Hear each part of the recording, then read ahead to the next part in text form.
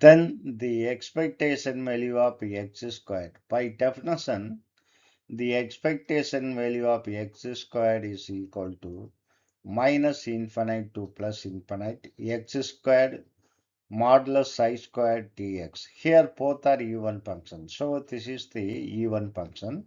So you can change the limit and use multiplicative factor 2.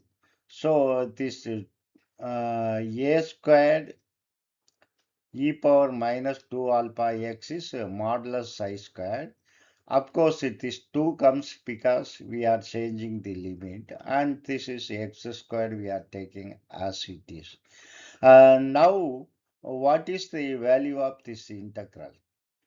This integral is x power n. See, this is n. You can take 2 is n. Sorry, n is equal to 2, and alpha is equal to 2 lambda. This is alpha.